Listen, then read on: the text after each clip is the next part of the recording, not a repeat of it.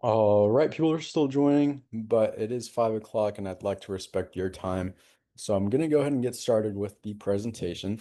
Now, if you're still coming in, there is a poll live that I would love if you guys could fill out. It's just going to help me get to know you guys a little better, what industry you're in, how many years you've been in the Christmas lighting business, if you are already in the business.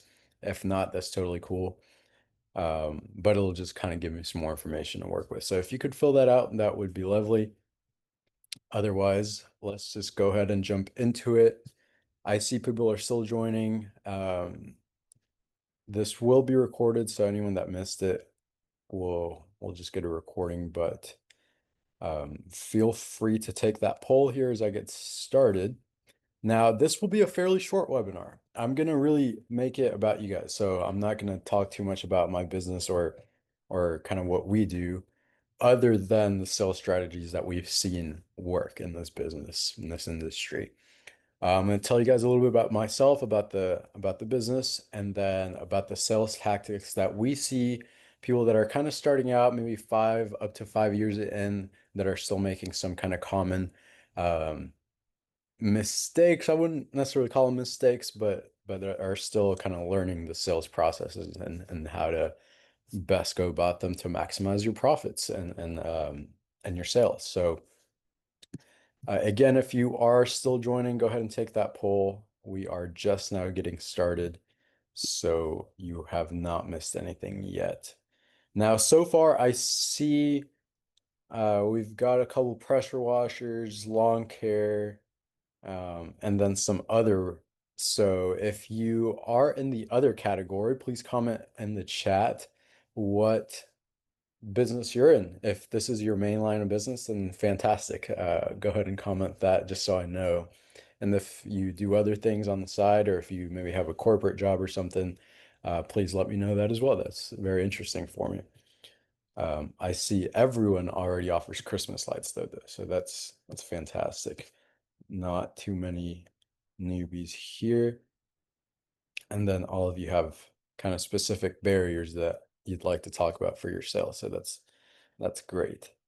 I'm gonna go ahead and close the poll now and we'll get started. So welcome. This is the webinar for July. We host these every month for free for people that are looking to get into the industry or looking to grow their Christmas lighting business. So to tell you guys a little bit about us, we are certified lights.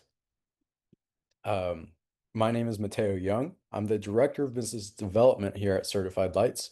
This is me on the right here on a trip to China last March, I believe.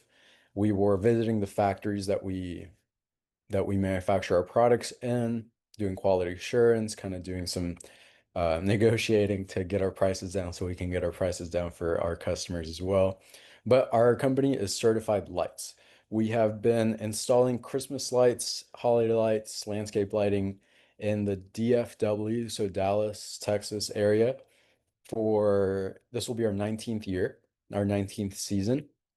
We do about 1.7 million in revenue annually just from this business. So you can see that if you can scale it in your region, you can reach seven figures somewhat easily. And we reached it a number of years ago, but we've chosen to stay at this scale to focus on other businesses that we're running as well. So you can definitely get to the $5 million mark in just Christmas lights if you are really focused on scaling. Now we've chosen to not do that, but again, you can. Some of the jobs that we do here on the first screen, we do both of the international airports here in Dallas. So Dallas Love Field and DFW. We do some very high um, VIP, as we call them, clients here in the DFW area. This is a residential property for a very well-known sports team owner here in Dallas. And this is another client of ours, also in the sporting industry, actually. And these three pictures alone, these three jobs alone, we get about $200,000 in revenue. So you can see with just 3 jobs, when you start tapping into commercial or even larger residential customers, you can really start to scale up um, your business. So you don't, for us, we don't try to go with quantity. We try to go with quality and profitability for our customers. So to give you a little bit more insight into our structure of clients, we have about 350 clients and half commercial, half residential. So you can see commercial and residential are about half in our portfolio because again, we don't focus on, oh, we want 70% commercial and 30% residential. If the profitability is there, we'll do the job. If it's an airport job like this, but it wasn't profitable, we wouldn't do it. We don't just do things to say we do the airports. We do it if it makes sense financially for us. And that's a very strict discipline to have, especially as you're getting sales and you're growing your business. I can see a lot of you guys are in your fourth, fifth year of sales. So you're starting to get to that point to where maybe you're already in commercial or you're thinking about moving into commercial sales this year, and that's fantastic. But you have to be disciplined with what you take on because you do at the end of the day want to make money or in this business to make money. So if you take on really big jobs, but you're not seeing profits, or at least as high as profits as you would on an equal job in the residential area, then maybe you don't want to take that job. So you have to have really strict um,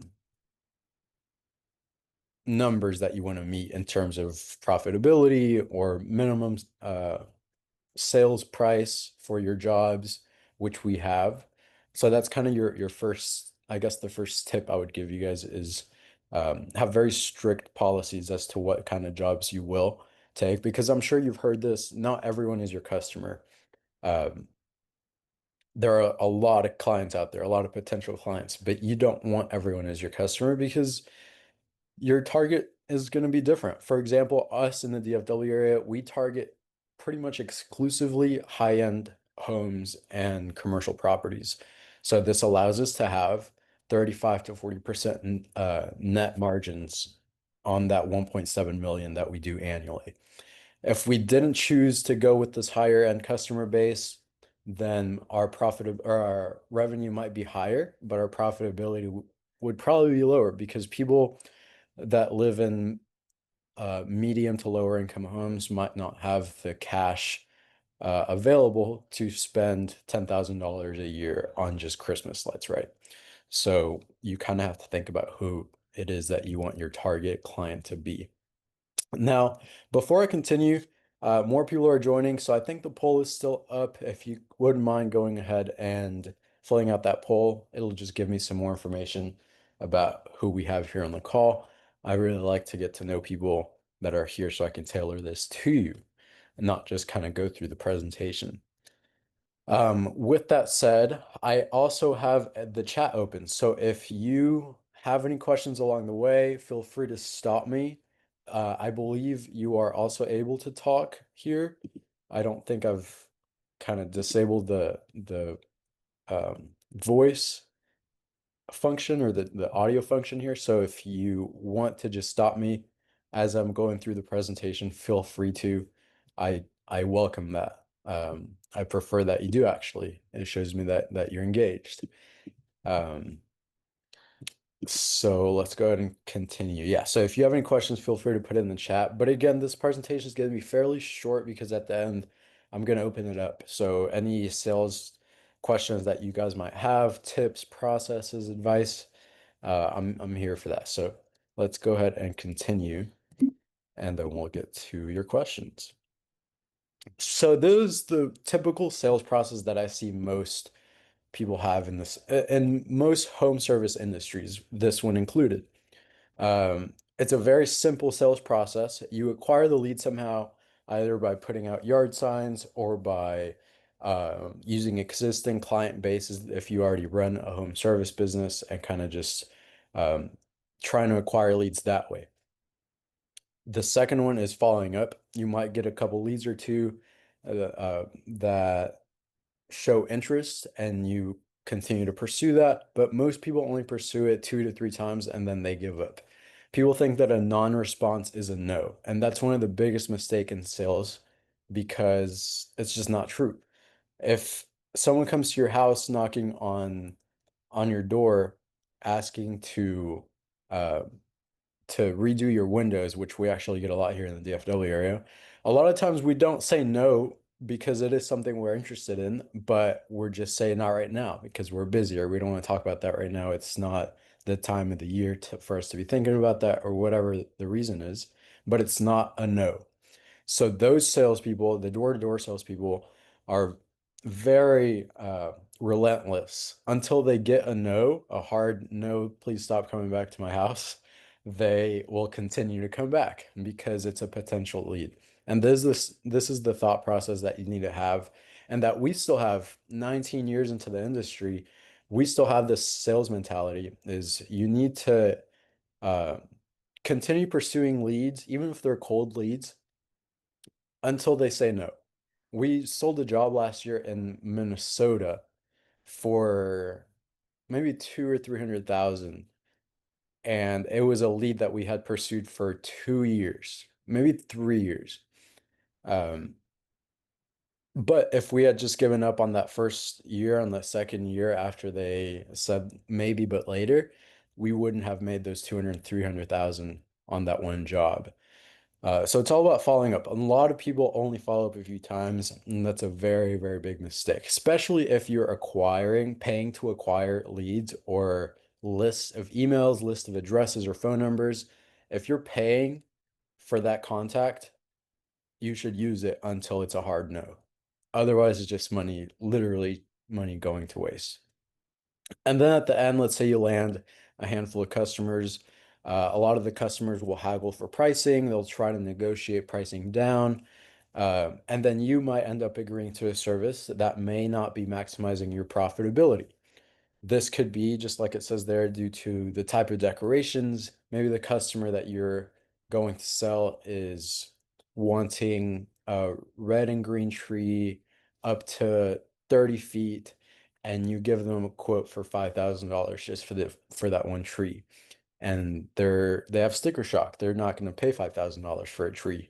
So then they start negotiating, and then you end up doing that same tree for $3,000. That is really cutting back on your profitability, and it's cutting back both on your profitability and cutting back on your increasing your opportunity cost, sorry, because of the time that it takes to do that tree. You could have done two other jobs that pay double and are much more profitable. So my point with this one is that it's kind of back to my original point is, and sorry, here getting some questions. Kind of back to my original point in that you have to be very strict with what your policies are. For us here in the DFW area, we have a minimum sales job or of 1,500. So we will not do any job below $1,500 because it's just simply not profitable for us. Even if it is profitable for us, the amount of profit that we would see on a $1,000, $500 job is nowhere near what we could be spending if we threw that. If you think about fishing, a fishing metaphor, if you throw that little fish back into the pond and catch a bigger one in 30 minutes, it's going to be a lot more worth it than if you spend 3 hours just catching that one fish and keeping it. So you have to really be thinking about what your profitability percentage is going to be on every single job. The way to do that is through we have different techniques to calculate profitability per job, but most of the time, the one I recommend is how much time did you spend on the job site installing and how much did your client pay for that? So just profitability over time. The lower the time you spend on the job site, the higher your profitability is going to be. And the more your customer pays, obviously, the higher profitability you're going to have. So the ideal point is to have decorations that take very little time to install that you can upsell very, very easily. And we have tons of products that we do personally here in the Dallas area, like hanging stars from, we call them light burst, hanging light burst from trees. or wreaths. Greenery is a fantastic way to upsell your customers. And we'll talk about upselling here in just a little bit. But let me pause. I do see some questions.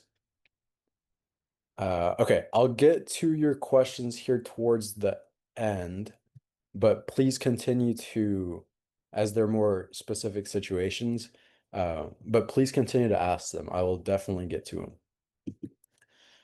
So this is a typical sales process, and it works. Most people are going through it like this, and it works.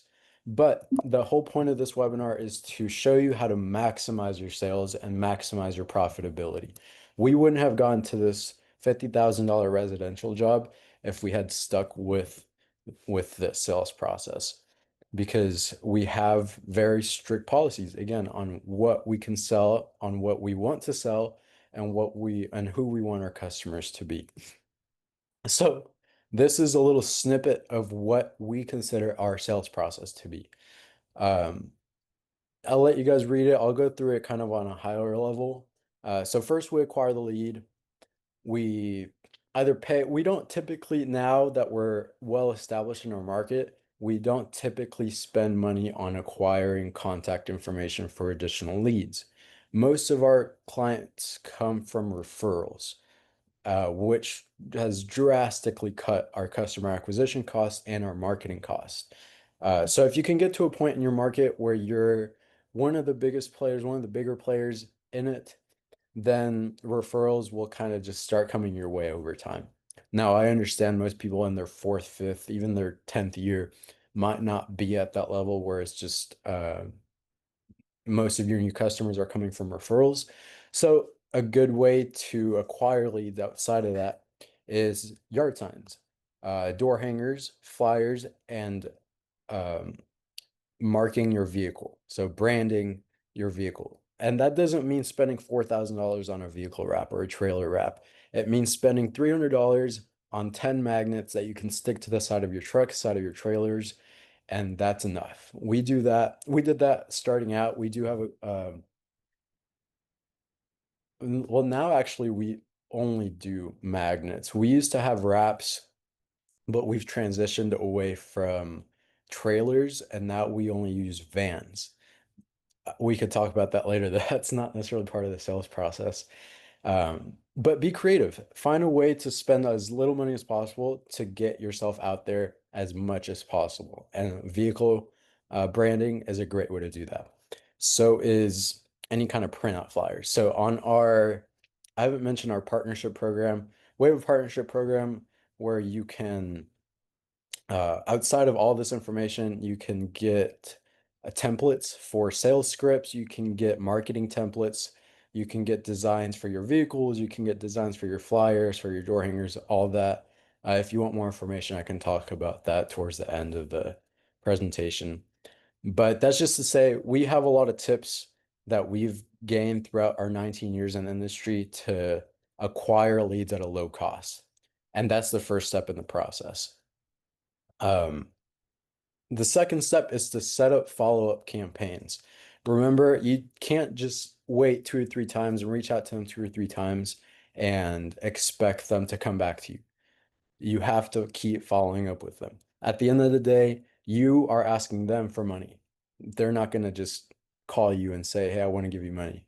Now, it is a service, and of course, it's a service in exchange for cash or money or payment.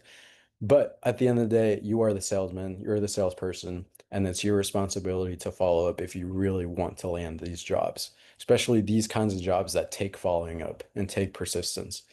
Um, the people that are going to call you are likely going to be towards the end of the season, doing things last minute, having a very tight budget, and you're not going to be very profitable because it's already the end of December and you're installing for a few weeks and then you're going back and taking the lights down. So the people that are going to be the ones following up with you, are calling you, are probably not going to be the customers that you want anyway, because it's, like I said, it's just all from our experience. It's been pretty much last minute people that think about their decorations at the last minute, and then you get to the point where you are haggling for prices or agreeing to a service just to fill the schedule. because you need things on the schedule. So if you start early, set up follow-up campaigns, and the crucial step here is to track the responses and track the lead stages. I use a program called HubSpot, HubSpot. It's very well known for sales tracking. It's a great CRM tool, but any CRM tool that you find that allows you to track, to segment and track your leads and your responses is crucial. I guarantee you will not be able to remember every single lead you talk to or reach out to, because once you reach the 500th lead within the span of a week, you're going to forget about the other 450, 499 that you followed up with earlier that week. So having a software that you use to track these lead stages is crucial. Another reason it's crucial is because, like I said, it's not a no until you hear no for sales. Um, when the customer tells you no, thank you, I'm not interested, that's your point to say, okay, mark them as a no for this season, but come back next year, and then keep trying next year. But not until they say no. You shouldn't stop trying to make a sale until they say no. I'm gonna pause here. I see more and more people are joining. If the poll is still up, please go ahead and fill that poll out. It'll just give me some more information when we get to the Q&A part. If at any point you get an idea or a question, please put it in the chat, and I'll be happy to to respond to it here towards the end of the presentation. All right, step number 3 in our sales process is to send the bids. As soon as someone shows interest, you have, people say 24 hours to respond. We like to do it within an hour or two. As soon as they, if I've been watching a lot of fishing shows, so I'm gonna say a lot of fishing metaphors. As soon as you get a nibble on the hook, you want to pull back and secure that hook. So if you get a phone call or a follow-up from one of your campaigns, um, you don't want to wait a day. You don't want to wait 2 days. You want to follow up right away, because that's when they have Christmas lights in their head, and that's when they want information. So you have to follow up right away as soon as you can. And try to identify a theme here within our sales process, because there is a theme here within this whole sales process, but I'll get to that. So as soon as they request a bid, or as soon as they request more information, just say, yeah, I'll send you a bid for free. I'll do a design for free. I'll do a digital rendering for free, just to show them value. That's another big part here, is to show them value. Even before they give you a credit card number or cash or a check, provide them hundreds of dollars worth of value with renders, with ideas, um, with yeah, digital renders is kind of the big sell point. And we have an affiliate that works with us that gives our partners discounts. It's called uh, Digital Home. It's called Holiday Home Concept. Sorry about that. If you sign up through us, you get discounts on their software, and you can go month to month. You don't have to pay for the whole year. So if you are going to get into this kind of digital rendering, you're looking for a new platform, you can just ask me for the link. I can send you guys a link here at the end, and you can use them. But any way that you can show them value and professionalism and knowledge is going to go a long way when you show them that final price. Because for us, like I said, we target high value clients, high ticket items. So if we don't show professionalism, if we don't show knowledge and expertise, and we don't show exceptional customer service, they're going to go to someone that does show all those things, because they're paying. There's most of our customers, we do have a $1,500 minimum, but most of our customers don't pay $1,500. Most of our customers in the residential pay $4,000 or $5,000. The higher end ones pay 30, 40, 50, $60,000 per year for Christmas lights. So you have to be that next level of professionalism if you want these next level jobs. Um, and that's what we've managed to do by going through this. Now, of course, there's a very broken down high level, not broken down high level sales process, but ultimately it leads down to this. So being exceptional in your customer service, showing professionalism and value in every single touch point that you have with them. From the moment they dial your phone number, do you have a person picking up or do you have a robot picking up? Do you have AI? When you send them an email, do you have a signature on your email or does it just say Bob at the bottom? Do you have a logo? Does the logo look good? Are your colors good? Um, all these little things that they might not consciously notice, they will notice. And it's gonna add up for them to be willing to give you $50,000 for a Christmas lighting job. Um, so here, this is pretty important. Your goal is not a one-time sale. If you wanted a one-time sale, you would just go out and sell any job you could land. For us, our goal is to gain a long-term customer. Our customer retention is in the high 80s, low 90s, depending on the year. And that's phenomenal. That's what you want. That's what we want, at least, because that gives you trust, that builds trust between you and your client. It gives you recurring income. I don't know if I have it on here. Oh, yeah, I have it in the upselling techniques. But one thing I mentioned in the upselling techniques is that we offer discounts for long-term customers as well. Um, what that means is if someone just wants Christmas lights installed on their home this year, it'll be more expensive than if they sign a 3-year contract. I think we give them a 15% discount if they sign a 3-year contract. And if they sign a 5-year contract, the discount can be higher. Of course, this is all up to you. You guys are the ones running your own businesses. You guys are the ones selling. Or if you have salespeople, you are the ones setting up their processes. So it's kind of up to you what the discount could be. But you have to show them incentive, and this all leads back to showing them value.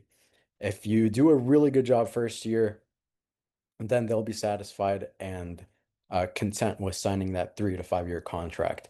If you don't do a good job first year, then the word will spread, especially with these higher end customers, whether it's commercial or residential, they talk. This owner, this property owner, we acquired actually all except for the commercial one, both of these we acquired through referrals. And that's through landing a very well-known person in Dallas that was very happy with our service, and they talked to their other wealthy friends and referred us, and that's how you build trust. So again, if you can build the trust, if you can show the value, and if you can show the professionalism, you are that's kind of the recipe for a profitable long-term customer. And then if you can scale that to multiple long-term profitable high-value customers, then you're in line to have a 7-figure installation business.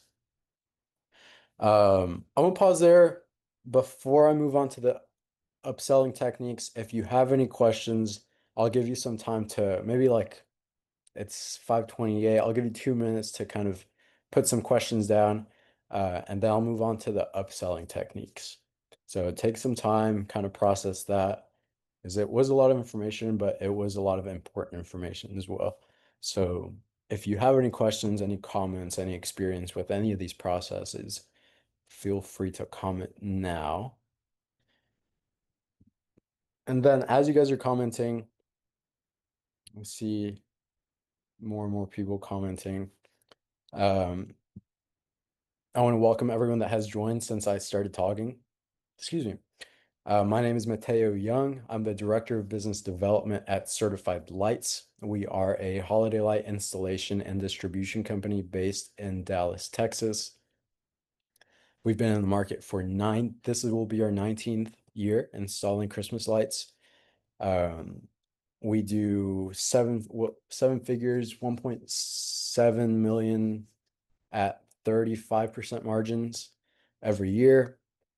So we've definitely built a well-rounded, process-oriented uh, business that is a leader in our market. And now we're sharing that with as many people as we can. One of the ways we're sharing that with people is our partnership program. So through a monthly fee, I think it's like $19 a month, $20 a month. You can sign up to get our partners only webinar. So instead of this kind of being really high level, we'll go down with the specifics with the non-disclosure information stuff that we give all our partners. You get sales scripts, sales processes, sales templates, all of our terms and agreements that we send to our actual customers. So you have something to go off of or that you can use in your own business. We have industry exclusive products. So we have products that you won't find anywhere else that really speeds up our installs and are commercial grade. So they're not going to get damaged or in the outdoors at any temperature, any weather. For below market pricing, we have marketing templates. We have pretty much everything you could need to scale your business in our partnership program. So that's one of the ways that we are trying to share this knowledge with other people. And then, of course, we do these monthly free webinars for people looking to get into the program or just looking to get some knowledge from us. All right, I'll go ahead and continue to the upselling techniques, and then I'll pass it on to you guys. Whatever Q&A that you guys have, or whatever questions that you guys have, I'm sure I'll have an answer for them. So let's go ahead and continue. And again, if you just asked a couple questions, I will get back to them right after this little section. So let's continue. Here are 5 upselling techniques that I recommend to everyone in this business, whether you're a first-year installer or a veteran installer, as we call them, for 5, 10 years. These are ways that we've seen work in our area, but like I was talking about our partnership program, we have partners all around the country, and this works for them as well. So it's not just market specific. These upselling techniques are really good for anywhere in the US. It's not necessarily in a specific order, but I was trying to line this up to the sales processes. So as you're starting to get leads, as you're starting to kind of see those calls coming in, those emails coming in, you want to ask, I recommend asking for a budget range, not an exact number. This will prompt your customer or your potential client to have some leeway in mind when it comes to this installation, because this is a very emotional business for people. Homeowners will do this for their kids, homeowners will do this for their families, homeowners will spend a little bit more than they are comfortable spending because this is a holiday. It's an emotional time for celebration and whatever other marketing techniques you want to use when you're talking with them. So you want to ask for a range, not an exact number. So when you do send that agreement, you can say, I know you had a budget range of around 2 grand, maybe 2,500. This one's 2,800, but it covers everything you want and it gives you a little bit extra for um, your kids or whatever situation it is. So it's better to ask for a range and not an exact number. Especially because, and last point on this one, especially because the way we send our bids, we don't just send one number. We send a line itemized bid with 2 different total costs. The line itemized bid is just as it sounds. You want 5 trees, you want your house roof line, you want your bushes, and you want your stake lights. This is what each of them cost. The 2 total prices are for the 1-year contract and for the 3-year contract. For the 3-year contract, it's going to be cheaper because, again, we provide a discount for multiple year contracts. That's what this one is. That way, it's a win-win because your customer is getting a lower cost for what would be a $3,000 job. They're paying $2,700, something like that. So they're getting a good deal on their pricing. And then it's a win for you because you didn't just land one customer. Let's say you paid $50 for a contact list.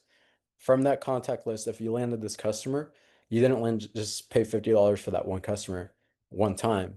You paid $50 for a 3 or 5 year or 10-year customer. We've had customers for probably for our oldest customer, probably 17 years. maybe 19 years actually. I think we have a couple customers that have been with us since we started. And let's say I paid $50 for that one customer. I paid $50 for a 19-year customer. That's amazing. Because we use these techniques. We asked for a range, not an exact number. We showed value. We showed professionalism. We gave them percentage discounts. When we were starting off, this I don't think a lot of you guys are new, but when we were starting off, and when we have partners that are starting off, we recommend just getting something on the books. Still having a minimum, but having a very reasonable minimum.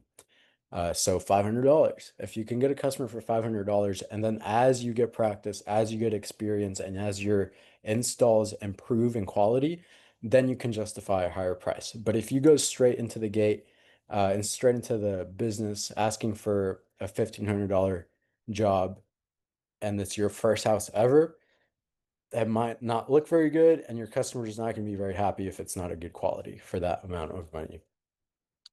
Um, Another one that we like to do is present good, better, and best bids.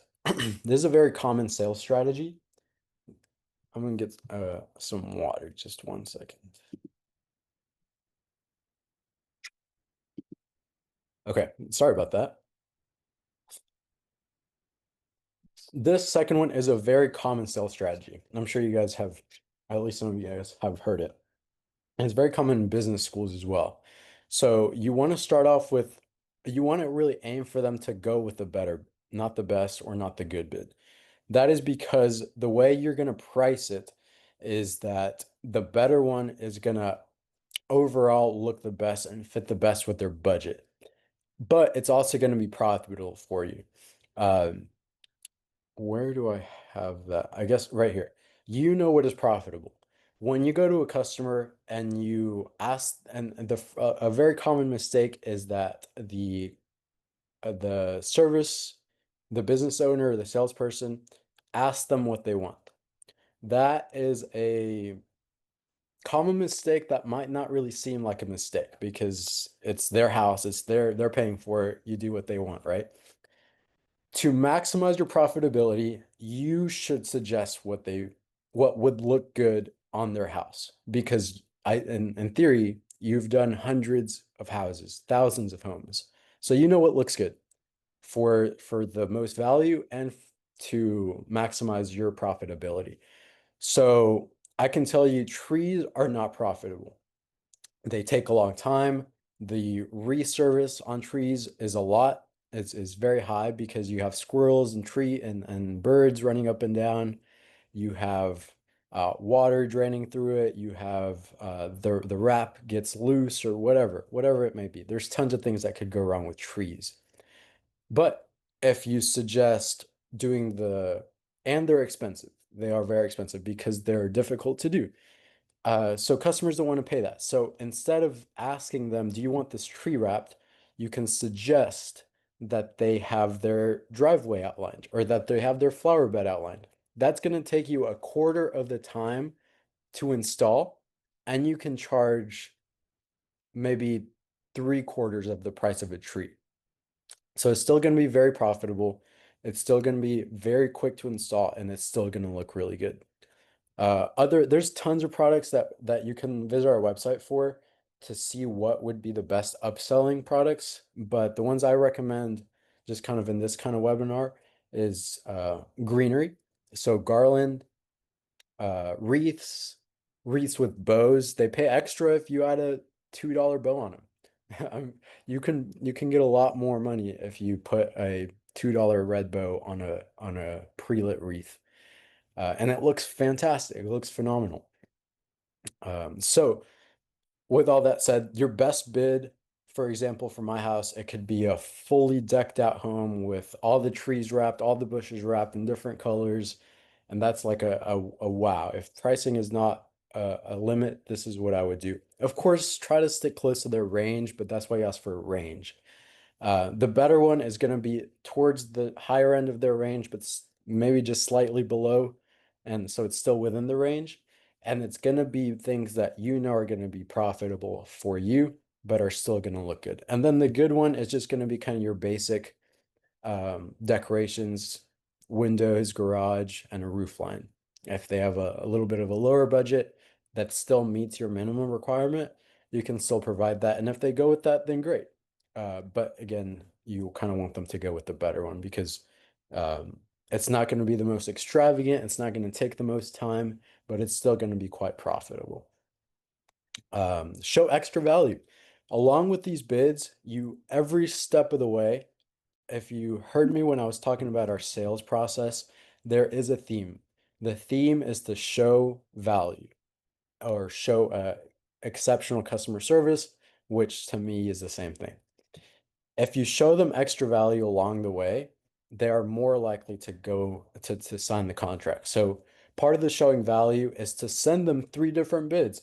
Hey, I know you weren't sure if you wanted to spend this much, so I gave you this bid, but if you really liked it and your wife really liked it or your kids really like this digital render, then maybe you want to go with this best one or the better one. That's extra value because we provide, and a lot of people provide bids for free or renders for free. These digital renders don't take a lot of time, especially with the program that we have that we partner with, Holiday Home Concepts. They make it very easy to design a home online and to email that to the customer with a quote, with a line itemized bid. Extra value. The color and the pattern seems like people would charge extra for, but we don't charge anything extra for it. So if our customer on year 1 wants a red and green house, and then on year 2 they really liked it, but they want to switch to all white, we can do that. And we say, great, just tell us beforehand, and we'll do that for free. Part of the way that we help our installers, our partners, is that we um, pre-bulb our spools beforehand. So let's say all of you guys are installers. If you wanted to buy my C9 spools, whether it's 12 or 15 inches, and you wanted them a specific color, you're not really going to be able to find that in many other stores, if at any other store. But we bulb all that for you to your specific pattern choice at no extra charge. So you can buy the bulbs, you can buy the spools, you can buy the sockets, you can buy the clips, um, and it would all be the same price as if you were to just buy the pre-bulbed and pre-clipped spool at whatever color pattern that you choose. That's showing our partners, our customers on our distribution side value because they're not going to find that anywhere else, especially with the quality of products that we have. And I've looked, you're not going to find it anywhere else. Especially with the pre-clip spools, we also sell C9 spools with the roof clips already on them. So you can literally just take that box to the job site and start installing instead of having to spend 2 or 3 hours prepping that spool before you go to the job site. But anyway, that's just an example of the extra value that you can show to your customers, just like we show our customers, whether it's our installation customers or our distribution customers. We already talked about this one a little bit, the multi-year contracts. It's you're providing by providing those 2 different total costs at the end, you're giving them an incentive and you're showing them real dollars saved if they sign a 3-year contract. Um, if they sign a 1-year contract, they're going to be paying more, and then ideally they would be very, very happy with your service, so they would be regretful after not signing a 1-year contract. So one of these upselling tactics is to go back after the year's over, and if you're confident, excuse me, and if you're confident about the job you did on that customer's house, you can say, "Hey, I know you just signed a 1-year contract, but I really like you as a customer, and I'd love to offer you this 3-year contract now, even though the season's over."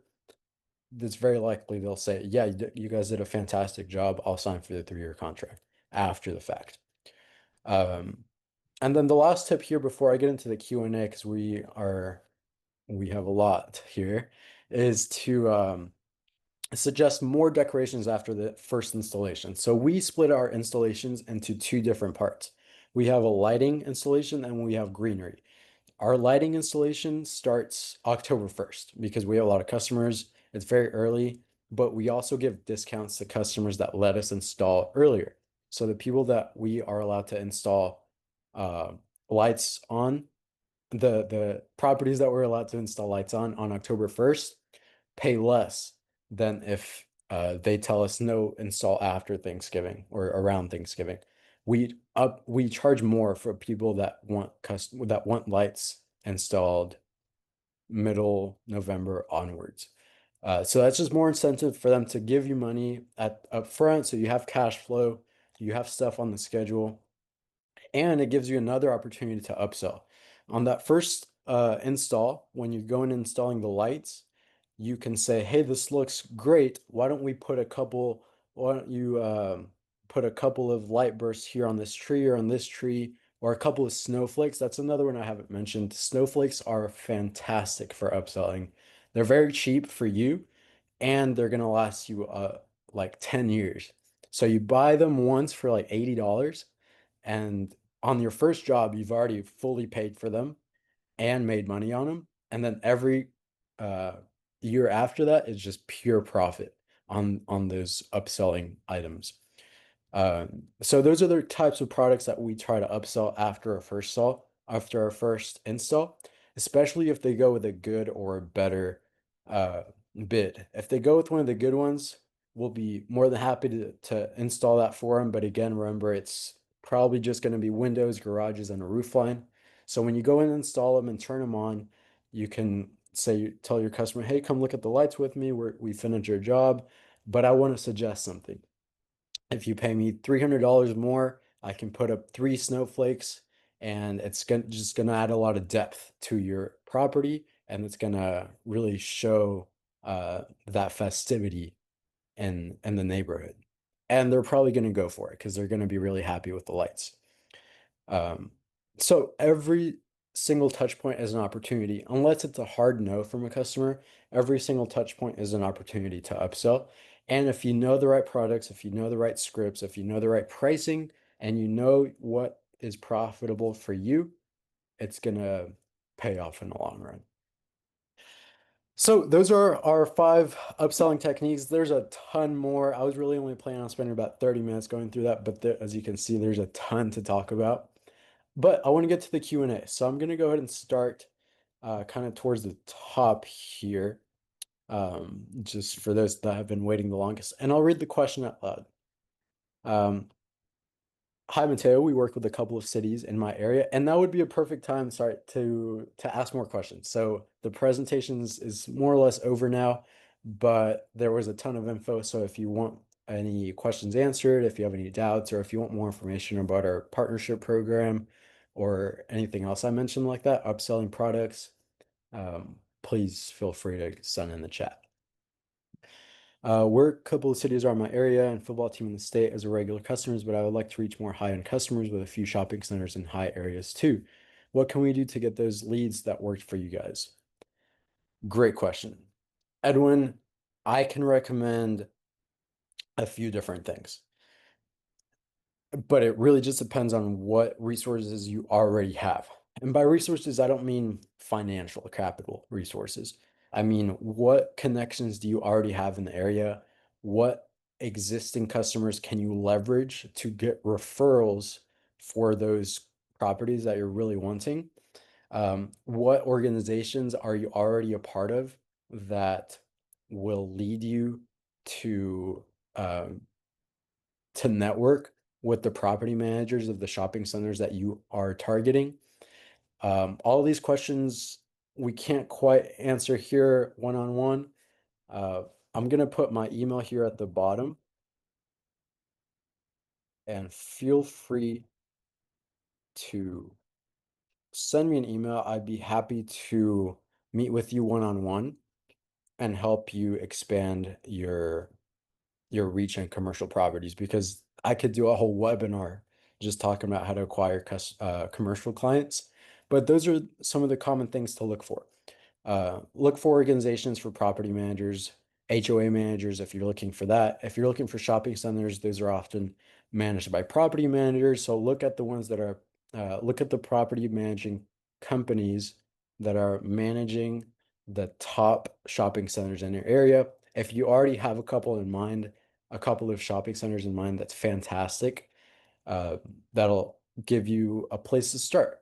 It's all about kind of pulling the string. So if you have a place to pull the string from, keep pulling the string, keep Googling things, keep figuring out who that point of contact is that you should be targeting. And if they say no this year, that's totally fine. Keep going. Remember, it took us 3 years to land a, I think it was 250,000 or $300,000 contract. Um, so the jobs are out there. Just persistence, not giving up, and being creative with who you reach out to. But again, email me and we can talk a little bit more about that. Those are just some things I'd recommend. Just an EDM to target higher income communities for Christmas in July. That's fantastic. We spend very little on marketing, but when we do want to spend on marketing, we do EDM. So EDM, for those who don't know, are postcards. We choose one zip code in the DFW area that have very high-end homes, maybe newly developed homes, and we blanket that zip code 6 to 8 times, and it pays off. So sometimes it doesn't. Sometimes you have to kind of swallow that sunk cost and move to another zip code. But if you target properly, it'll be worth it. Aaron, yeah, you will get a recording of this webinar. I will be sure to send it out here probably. Oh, it's Wednesday. Yeah, by the end of the week, I'll have a recording link send out to you guys, everyone that attended. What is my favorite app? We don't use an app, we use a software. It's a website called Holiday Home Concepts. It's a software we've been using for a very long time, and it works wonders to really close that sale because you can show a customer a line itemized bid, but although you know what that's going to look like, they have no idea what that's going to look like. So actually showing them a picture of what their house is going to look like with this $3,000 worth of lighting is a really great sales tactic.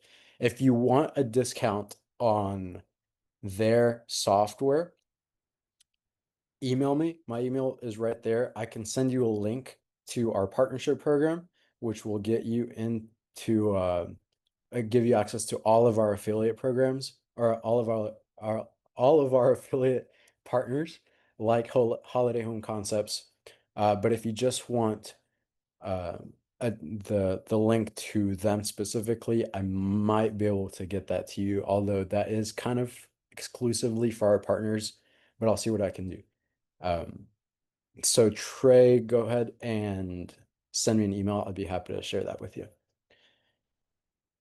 Dan, Holiday Home Concepts rendering software helped me land several jobs first year. We'll definitely use them again. Yeah, they're fantastic. And they're very uh cheap in the sense that they're inexpensive. The product quality, the software quality is really good, but they're very inexpensive for the value that you get out of it and the increase in closed sales jobs that you see.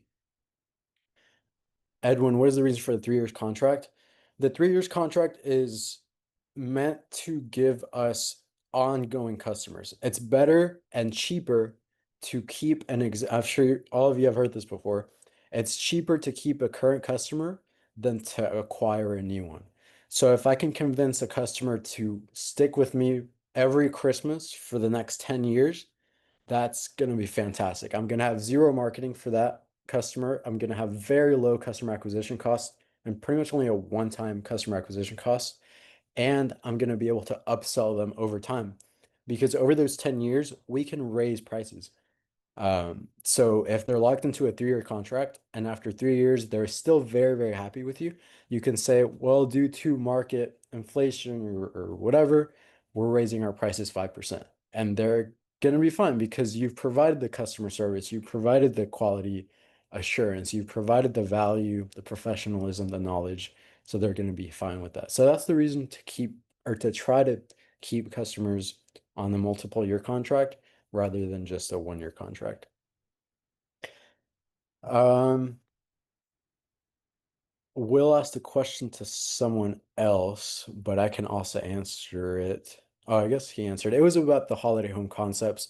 They do have they have changed up their pricing structure, I think, last year, but I believe you can still do month to month with them. And of course, if you pay for the entire year or multiple months, it's going to be cheaper. Um, like Dan said, you can do 6 months or 4 months. You can do month to month.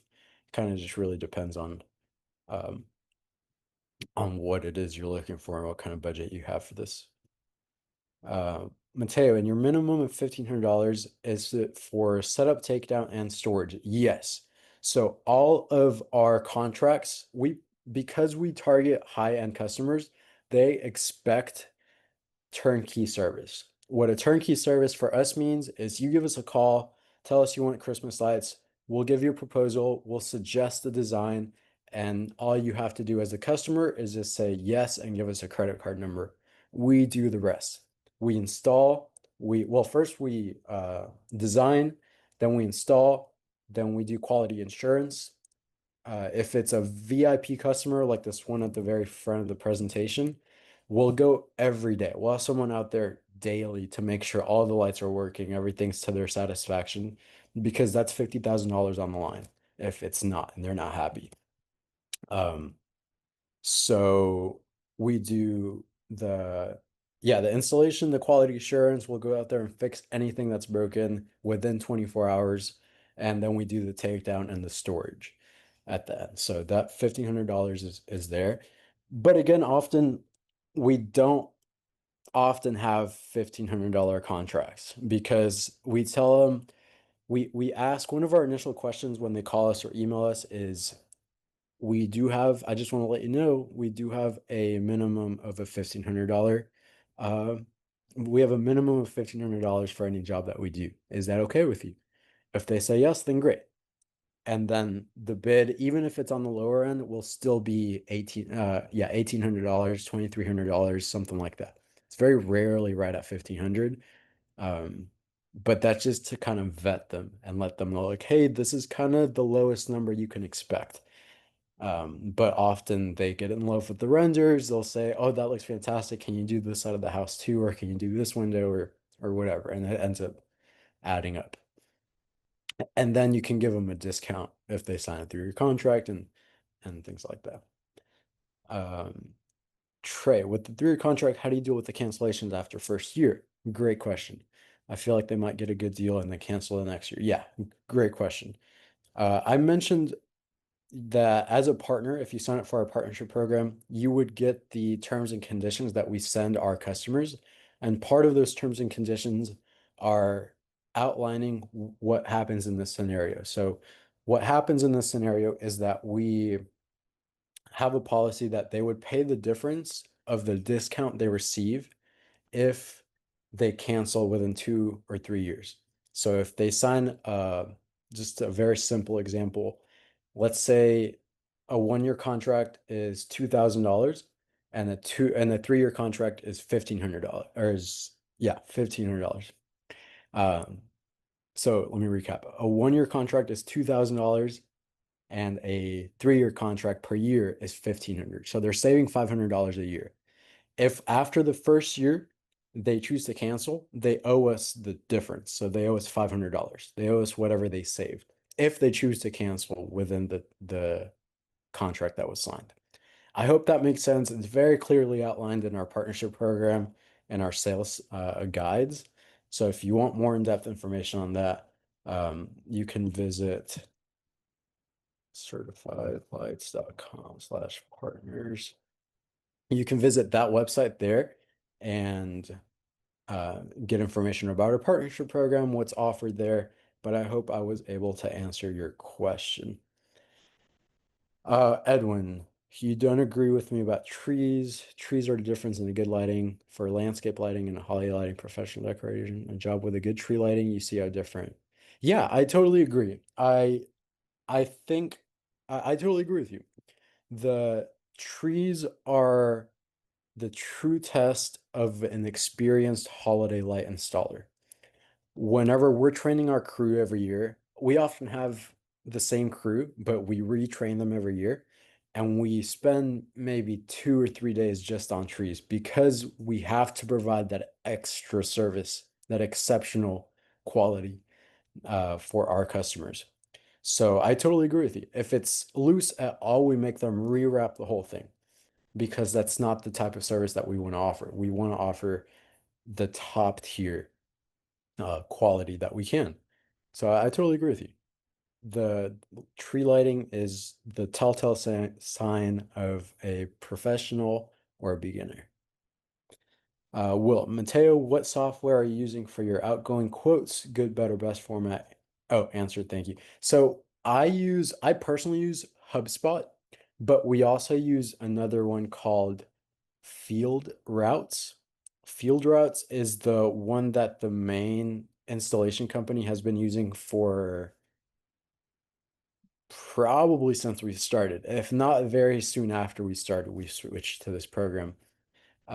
That's where all of our documents are kept as far as like outgoing bids.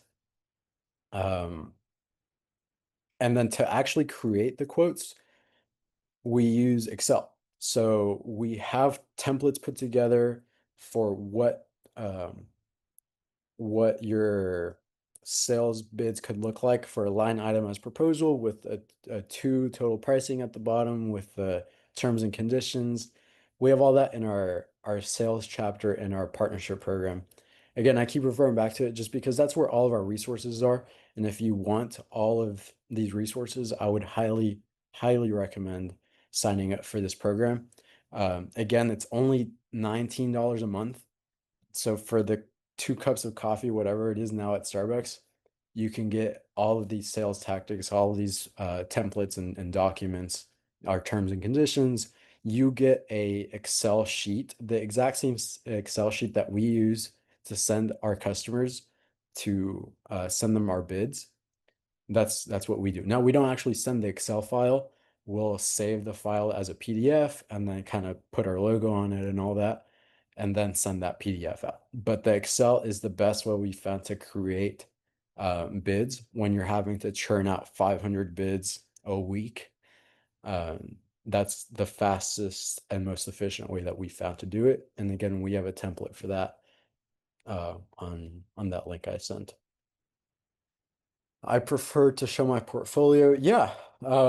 These are all just tactics that we use. We've seen a lot of, so the comment was I prefer to show my portfolio rather than a rendering. Anyone can do a rendering. And you're right. Anyone can do a rendering and it could look good. The upside that we see, one of the sales tactics that I've seen used with renders, along with everything else I talked about here today, is that it's a fantastic way to cold call a customer. So if you're going to go out and blanket a neighborhood that you want to target, instead of just hanging up a door sign, what I've seen one of our partners do, and it worked out very well for him in Oklahoma, is that he went to Google Maps, took a screenshot of every house in that neighborhood, or at least the houses he was going to target. He decorated their house, and then he went and put that he printed it out, and then he put that printout on their door or in their mail. And he said, "This is what your house could look like this summer. Give me a call."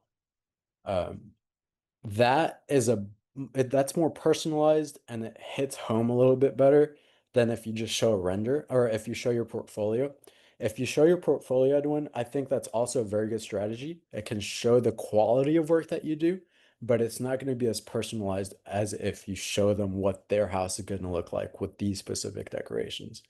So it's really all yeah, well, what you said to Edwin is great. It's exactly what I'm trying to say here. The rendering creates an emotional connection to the lights you're proposing. It's just more personable, but showing your portfolio is also a great way to do it. Um, Mateo, who's your go-to EDDM provider? Oh man, great question. Um, I don't remember off the top of my head. Right now, I am shopping around for prices and it might be Senjim. I hold on, let me check here. Because I had a call to just right before this webinar with another EDDM company that's kind of like a more all-inclusive. They do the targeting, they do the they identify the contact list, the addresses, and they also do social media. Postcard Mania is the one um I was referring to. If you want a coupon, like not a coupon, a discount code, also send me an email. I'll type my email here again and I can get you something with them. But I can also send you to where I know they do a good job. I just can't think of it's not Send Gym. It's I can't remember. But if you email me, I will find it and send you that company name. And if you want like a affiliate link, I can send that to you as well. Hey Mateo, having a hard time finding your email on the Zoom call.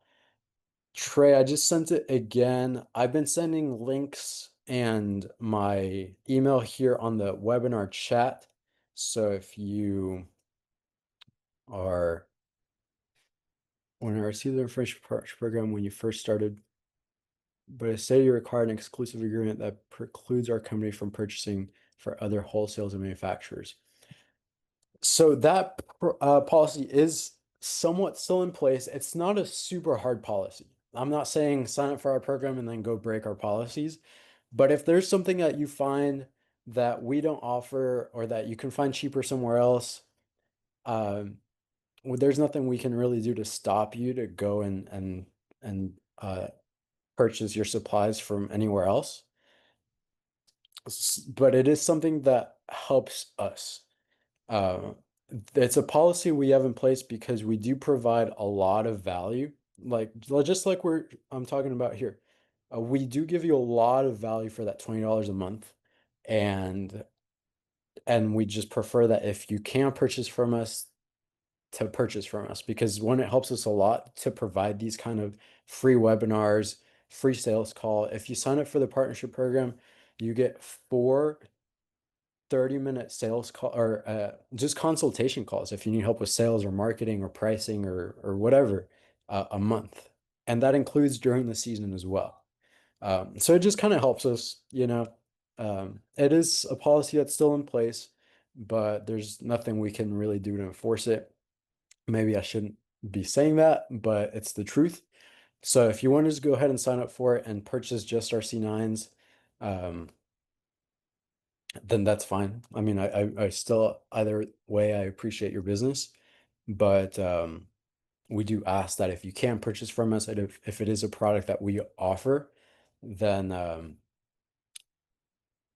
then we really value your partnership. And again, the same thing applies here as our the same thing applies for my strategy when I go and find distribution clients as when I go and find installation clients. My goal is not to just get you to pay me $20 and get these resources for free. It's not a one-time sale. That's why it's a $20 membership. It's not a $500 class or whatever. My goal is to have you as a long-term customer. The more we can help your business grow, the more ideally you buy from us year over year, and then we grow together. Um, we have a ton of experience in this industry, both with commercial sales and residential, that has been invaluable to people starting off or already in the industry. And it's proven off with the hundreds and hundreds of partners that we have already. Um, so our goal isn't to kind of nickel and dime you, it's to actually build a long-term relationship with you guys. So if you sign up and then you find a bulb that's cheaper somewhere else, that's fine, you know, but we do ask that you buy from us as much and when you can. What does the customer get with your minimum contract? About how many feet of lighting does that provide? Great question. Right now, our pricing per foot for C9 bulbs, or at least for last year, I don't think we'll change it this year, but for last year, I think it was. Now, of course, it varies on where the C9 bulb is going to be placed, but for roof lines, it was like $9.8 per foot. For roof lines, I think it was like $8 or $7, 7.50, something, somewhere between the $7 and $8 range for um, flower bed outlines, window outlines, and garages. For bushes, we do that on a per bulb quantity. So our pricing is structured either in quantity or feet, depending on the length of the distance between each bulb. So if it's a 12-inch spacing, which we use, then it is a per foot bulb, per foot pricing, except on bushes or trees. On trees or bushes, it is a quantity.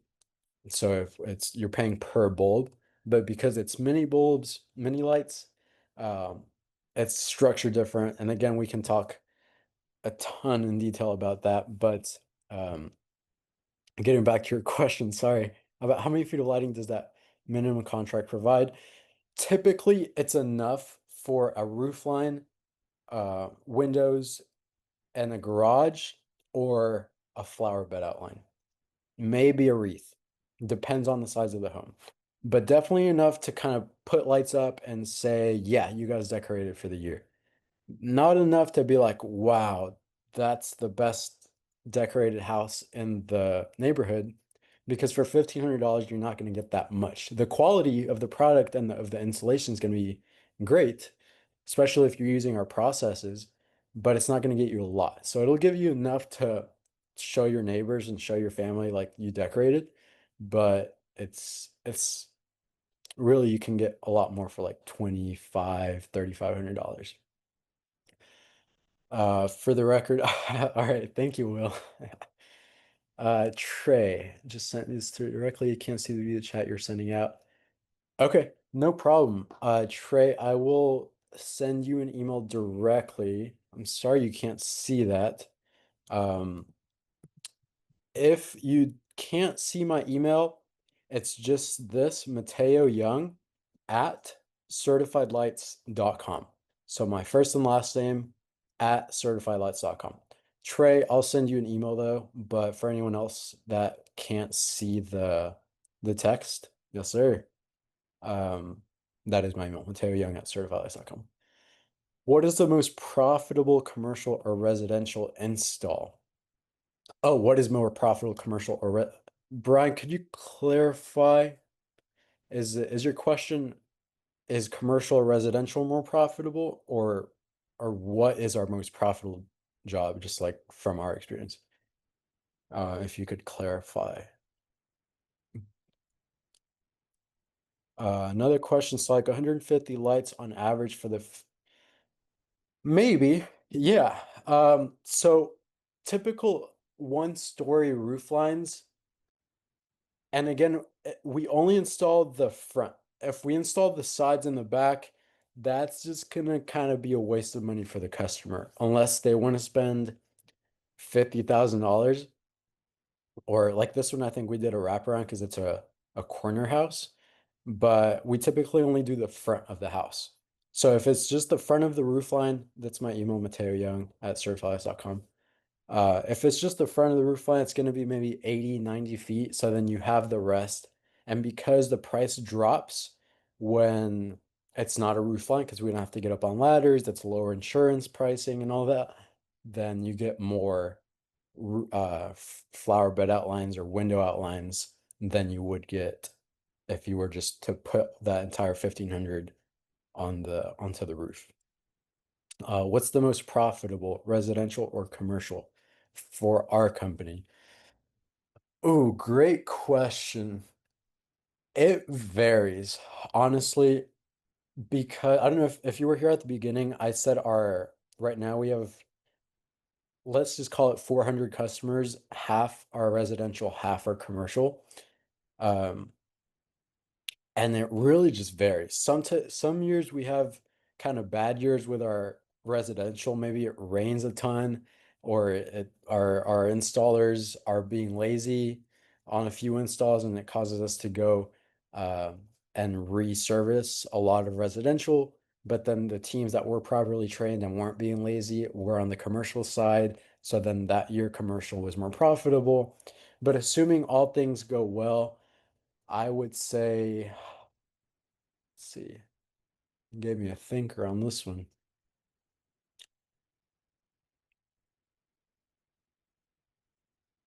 Residential. I would say residential is more profitable. If you can land HOAs, I would say that's obviously a commercial. But if you can land HOAs, that is a very profitable one. But if you're stuck between kind of like commercial jobs or residential, it's pretty down the middle. For the most part, I would say commercial just because there you can get quantity. If you sell 100 $2,000 jobs, that's $200,000. Um, and that's you can do that in less than a month. We run crews. This off the topic of sales, but we run crews of 2 people. No more. We have a strict rule on not no more than 2 people per crew. We've tested it out. In our 19 years, we've tested out a lot.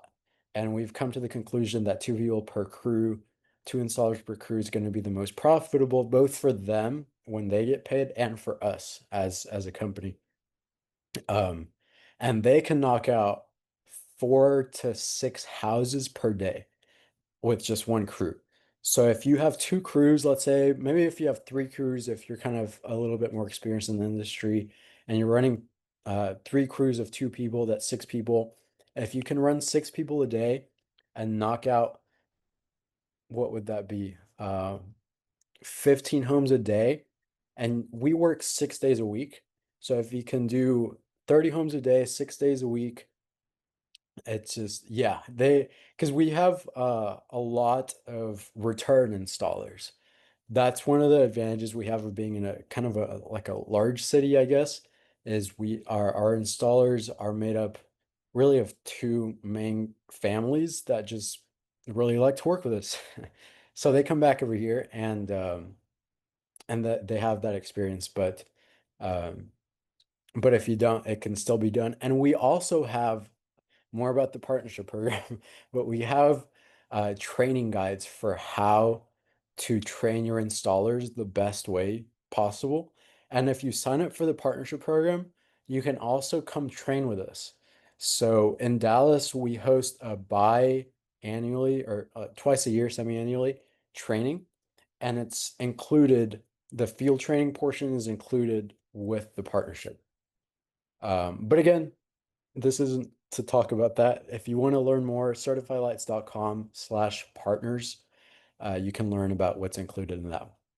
But anyway, um, it really depends on the market to answer your question, Brian. Commercial versus residential, it really depends on the market. If you're doing just a bunch of car dealerships, that would be real easy because yeah, all you have to do is put on magnets on the roof line, go and stick the C9s um, on there, and you're done in an hour, and you can get $2,000 for that. And if that's all you do, then that's fantastic. I have some partners that only do commercial. I have some partners that only do residential. We found a good mix between the two because we've put these processes in place to maximize the efficiency of each type of job. So it really just kind of depends. Do you subcontract? I love these questions. Keep them coming. I know we're over time, but if you have the time, I have the time. So keep asking. I am going to take another water break though. Yeah, 4 to 6. We do, it gets a lot done. But if it's just one house, this house, for example, again, it's a residential, but this house probably takes us a week and a half just for that one property.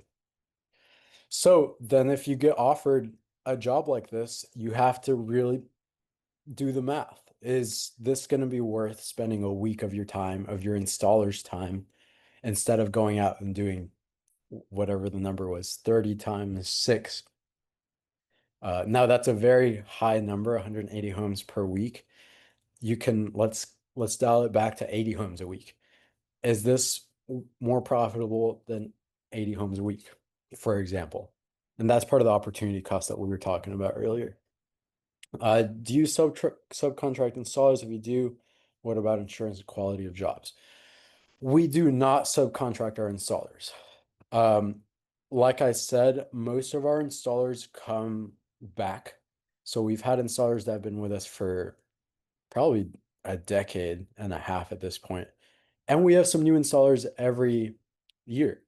So we use the experienced installers to train the new installers, but then we also take time before they do that training to make sure that they remember what they're doing, of course. But for the most part, we don't subcontract installers. We just bring them on as uh, seasonal employees. And then that doesn't affect the quality of the jobs because of the intense training that we put them through. We put all of our trainings, all of our installers, we put through field training and classroom training. So they go over before they get to the field portion, we sit them in our conference room and explain to them, even if they've been there installed with us before, we go through every single product and make sure that they know what that product is. They know the difference between a C9 bulb and a C7 bulb, although caveat, we don't use C7 bulbs, but that's just an example. They know the different types of plugs. They know what to do when it rains. They know not to leave connections on the ground. We train them very, very thoroughly, and they get compensated pretty well. They get paid, Brian, this to answer your question. We pay our installers not per hour, but we pay them per uh on production. We pay them on production. So if they finish this house, like let's say they finish 6 houses, they'll get paid a portion of each of those houses. But if they mess up on all 6 of those houses, we have those exact same installers go back and fix them, fix whatever mistakes they made, and they don't get paid for, well, they it's not like free labor, but we don't pay them extra for going back out to fix their own mistakes, if that makes sense. So they're incentivized to do things right the first time so they can move on to revenue earning jobs both for them and for the company. So they have a stake in the wellness of the company because if they mess up, they're not going to get paid and we're not going to get paid because the customer's not going to pay us to go out and fix our mistakes, right? Hope that answers your question. But again, we have more on that in the partnership program. More, we have a whole chapter on how to train people, how we pay them, how we structure the pay, and all that. Repeat customer jobs go up fast. Already cut mapped out. Look forward. Yeah, exactly. Another reason to do that is that you don't have to. I forgot who asked that question about um, trying to get people on multiple year contracts, but that's another reason. Everything's already pre-cut. So one of our techniques is to use magnets. Um, if it's a repeat customer, the magnets are already on the house. All we have to go and literally just place the light on the magnet, and they'll pretty much just stick themselves for the rest of the line. If it's a first-time customer, you have to go and put in the metal disc, and you have to go and put in the screws for the reeds, and it'll just take you longer. So again, it's this fact holds true. It's more expensive to land a first-time customer than to keep a current customer. What's the install time for the left photo from the beginning? So this one, we have one very similar to that.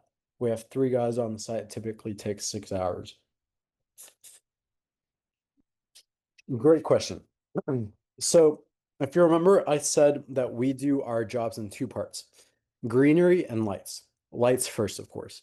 So when we start this job, they'll go out and do the roof line, they'll do the flower bed, and they'll do the snowflakes.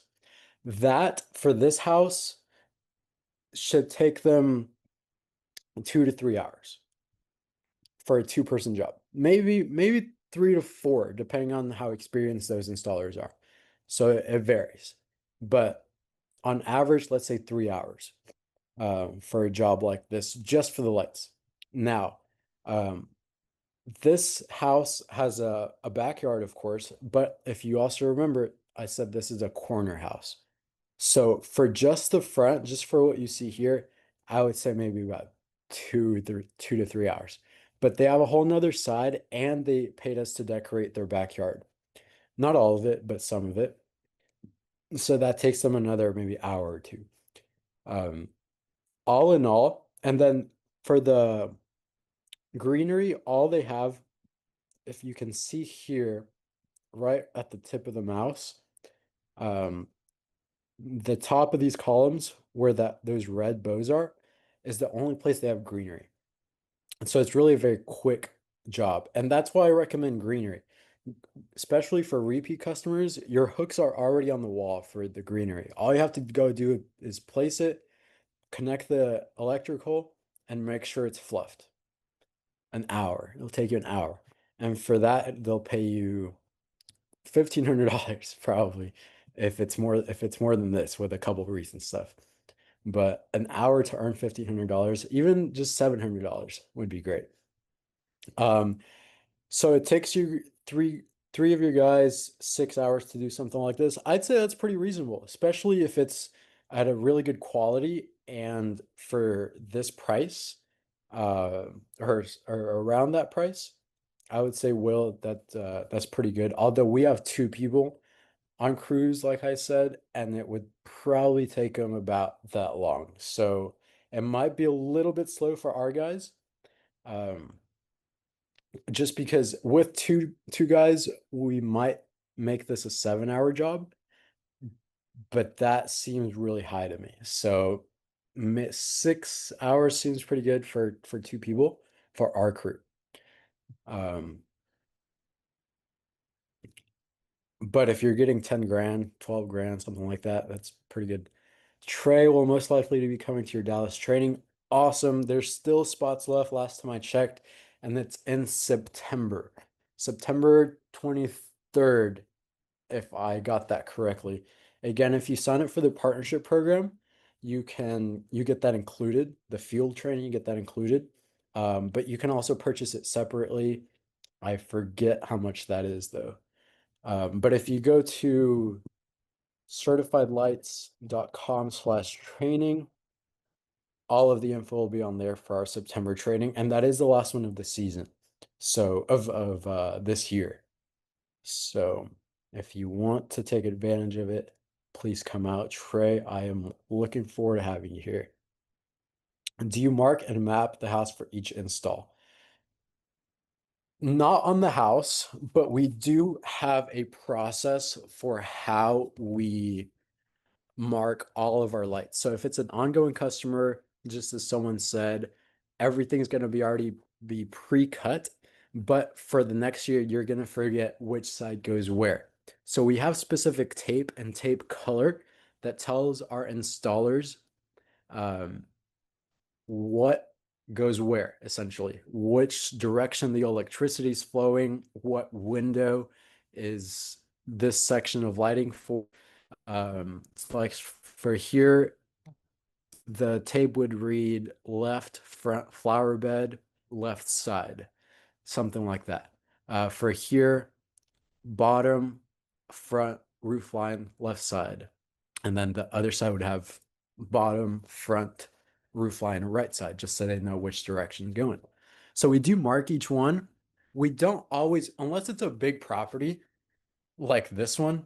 So commercial ones, typically we do map if it's a big property, but for this one, we definitely do map it because that's one of our highest paying residential, and it's a customer that we want to keep. He's given us a ton of referrals, and he's just a cool person.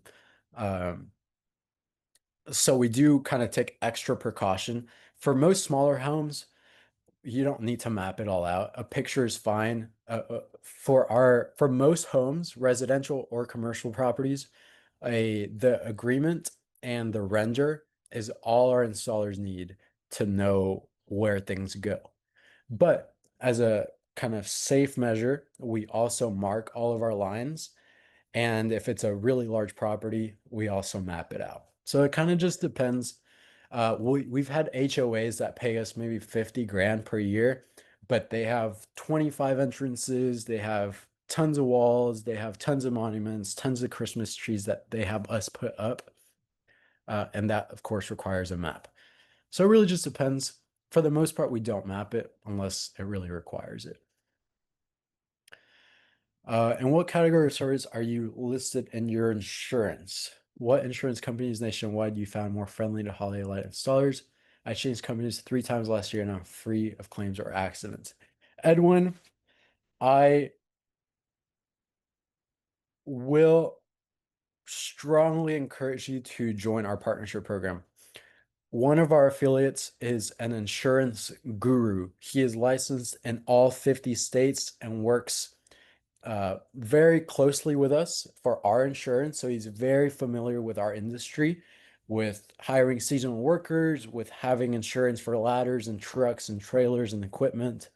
Um, and I can put you in touch with him. He can do a free consultation call for you, kind of look at what the size and demand of your current company and where you want to grow to.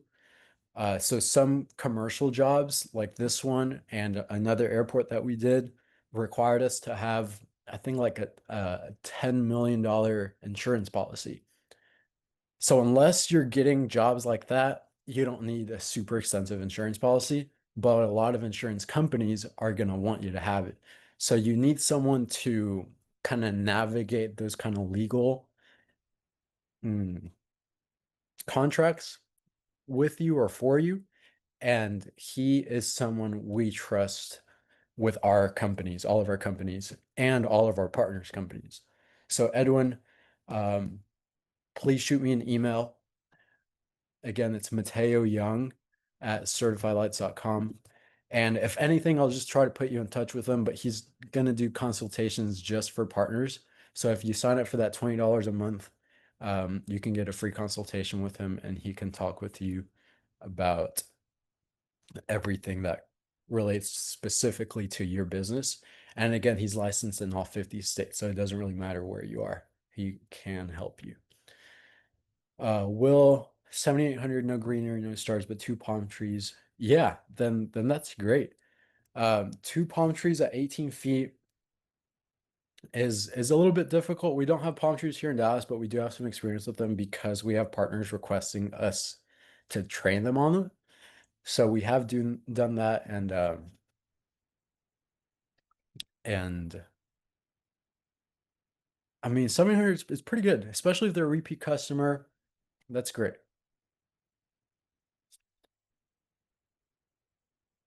And if it takes you 6 hours to earn $7,800, that's fantastic. Um, we zip tie in colors and use picture diagram with a key. Yeah, that's perfect. Now, as you scale, as you start to get 400, 500 customers, it's going to be a little bit more difficult. So you want to make sure that the processes, if you are wanting to scale your business, you want to make sure that the processes you have in place can stand a scale. So if you have a sales process to call every single one of your customers, once you have 500 customers, you're not going to have time to call every single one of them and run the company. So you have to kind of start to think about scaling in mind. Trey, van versus trailer. What are your pros and cons? Vans, we've ultimately gone with for two main reasons. We start off using so a little bit of history from our company. We used to be certified termite and pest control. We had a multi-million-dollar pest control business in the US. We got bought out by an even bigger one. And then we became certified lights. Because we had a pest control company, we had a ton of trailers and a ton of box trucks. So that's what we used. As we transitioned away from that other business, we started solely using trailers, and we found them useful, but a lot of people don't know how to drive trailers.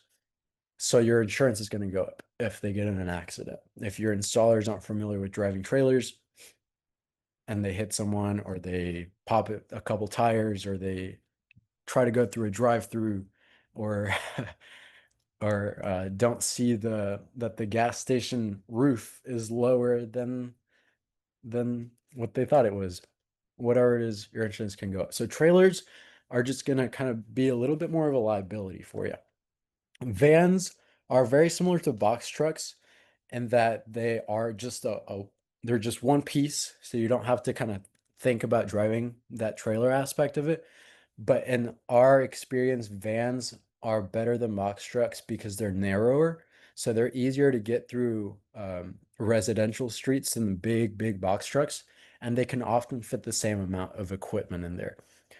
Because we run two-person teams, we don't need multiple seats, so there's no reason for us to have a five-person truck with a trailer in the back. Rather, we started using two-person vans with a big storage capacity. We last year we used Ram.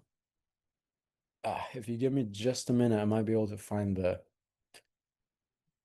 exact model that we use, but I know the Ram trucks. Sometimes we use Ford. The what we've been doing recently is not to give out too many trade secrets, but we've been renting our trucks. So we own a couple of them just for off-season work like landscape lighting or permanent lighting installations or whatever. But when the peak season comes, we rent our vans or a majority of our vans.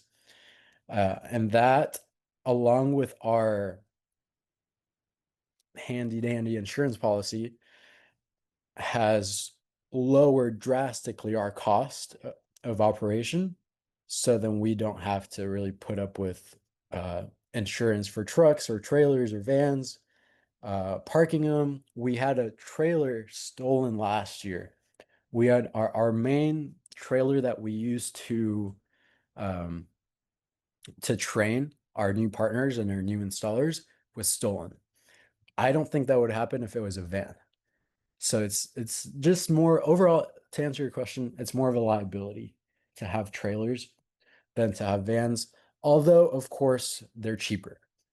At starting off, they're cheaper. Um, so you kind of have to outweigh one with the other. State Farm has their business. Edwin, oh, that's kind of more. 8-foot bed pickup trucks, easy to load and unload. Yeah, pickup trucks are great as well. You can also brand them. You can put those magnets on them, like I was talking about earlier, but they're not covered. So you kind of need to get covered ones, especially for the area that we have our. Um, all right, Trey. Thank you for hanging around. Hopefully, we'll see you in September. Um, for pickup trucks, I'd recommend putting a topper on them just because it prevents or reduces the risk of theft. But but yeah, I agree. They're very easy to load and unload. One more question here. Do you have business branding for the vehicles? Yes, we do. And I don't think. All right, Will, thanks for coming. We'll have another webinar next month. I next month actually is before you guys leave. Our free webinar next month is all about marketing, and I'm going to be co-hosting it with our Facebook marketing specialist and our Google SEO specialist. So look out for that. We'll be putting stuff on Facebook so you can sign up for it probably here in the coming week. So be on the lookout for that if you want to learn more about that. Okay, sounds good, Will. I will send you an invite. Um, Brian, yeah, we do. Every single truck that we use is branded in one way or another. Whether it's just one of those magnets that I was talking about that has our logo, our service, and our phone number, or if it's a full wrap. Now, we don't really have a full wrap. The only thing that we had a full wrap on was the trailer, and that was stolen last year. So we are probably going to stay away from full wraps for now, but we do highly recommend branding every single one of your vehicles. And just a simple magnet is enough for that. Just make it stand out. All right. That was a ton of questions. I really like that. I'll hang around here for a few more minutes. If you do have any other questions, um, about anything. Again, this is just the very tip of the iceberg for when it comes to tips that we have for you. So if you want more tips, um, continue coming to our webinars. Even if you don't sign up for the partnership program, we have these free webinars during the off season that you can come and get tips from us from. But I would, if you're serious about it, I would highly recommend signing up for our partnership program. Again, it's $19 a month, $19.95, something like that. And you get all of this unlimited access to all of our resources, all of our affiliate programs, um, partnership product discounts, free product advancement, and a lot more. It's not a sales pitch for the for the partnership program, but I do highly recommend it. It's very useful, and we've gotten a lot of good feedback for it. So thank you again. Dan, thank you for coming. Second year, awesome.